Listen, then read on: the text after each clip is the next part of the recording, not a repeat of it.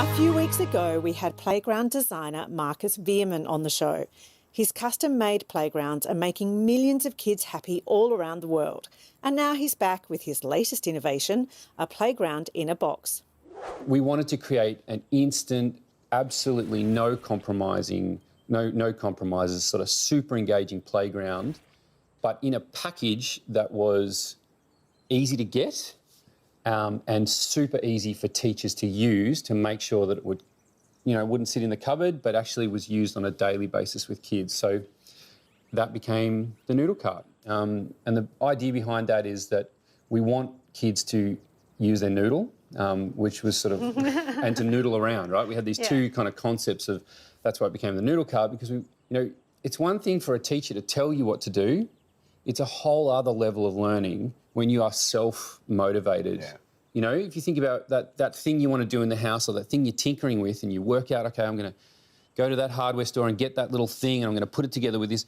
The learning in that is super deep and it's where it all comes together into reality. Do you know what I mean? Like it's not hypothetical, it's real deep learning and we want kids to do that every day and that's what the Noodle Cart does. It gives them a space instantly, whether they're in the classroom or outside, to bring together all of their learning and understanding to create and prototype and innovate in a space.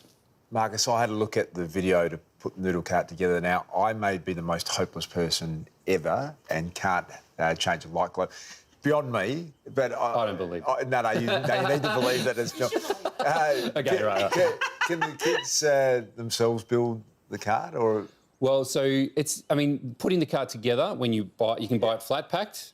For you, I'd suggest buying it assembled, no problem. You can do that. Yeah, okay. You can do that. So we offer that option. And so when it's put together, you can basically just bring it into a classroom or put it outside in the playground and kids can unpack it, use it for hours on end and then put it back together, put all the pegs back in and just roll it back inside. So we actually have schools where they have monitors and at the end of lunchtime, the kids actually manage that whole space. And they're super motivated to do it because it's a bit like a giant puzzle, so it's really fun to put back together again. Yeah. So the way it's used is you just pull out all the parts. Well, the kids can do that. You just roll it into the middle of the room and we just say, look after yourself, look after your mates and look after the cart. And that's kind of it. The kids just... Some teachers might feel nervous about that, but actually children know exactly that play drive is so strong. If you create an open-ended environment, they will just go hell for leather in learning. And we really encourage teachers just to stand back and to just observe, even get a clipboard and just walk around and just start ticking off the curriculum areas that those kids are doing. Are they measuring? Are they using levers? Are they doing basic maths or literacy or whatever? It's clear in that. And then we encourage teachers as a second point to use that child-directed energy to springboard off into curriculum.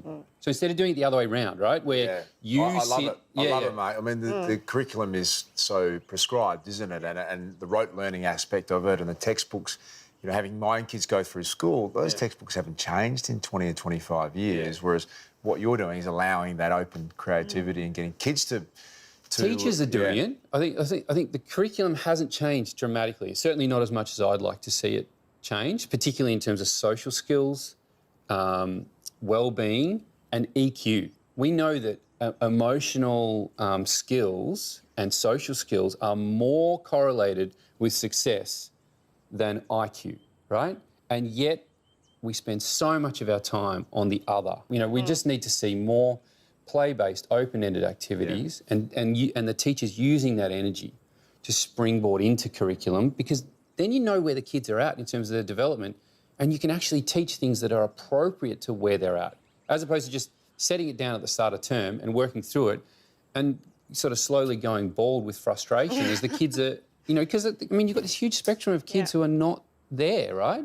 They're not at the right level that you're teaching at. So why not do it the other way around, start from where the kids are and work from there. And the Noodle Cart helps you to do those assessments and observations. So what's the most creative thing, Marcus, you've seen a young child do with Noodle Cart?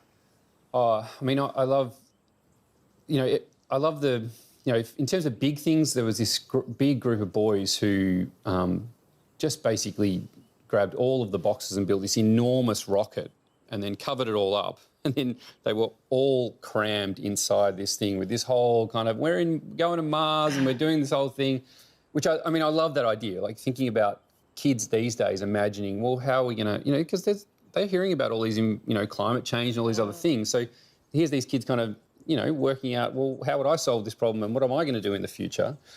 As well as, the little moments. I remember, and these two stories are going to sound very gendered, and it's not often this way, but these girls in Corryong, when we were doing the bushfire tour, created this whole runway strip and a whole fashion show, and they were dressed up and they created all these little characters and had these dances and performances and music, and it was just, just that for those guys, it was just a really joyful, beautiful, they were just totally in the moment, in that flow state of working with their friends to do something that was just really enjoyable. And that's the kind of stuff that particularly kids who've had a rough time, that we really need to see that every day in kids. I brought this is a really special part to me because I just wanted to quickly talk about one of the deeper parts of the design of the noodle cart. So originally, when we worked with Syrian refugees in Lebanon, in the refugee camps, we did some trials there, and that original noodle cart was put together with nuts and bolts.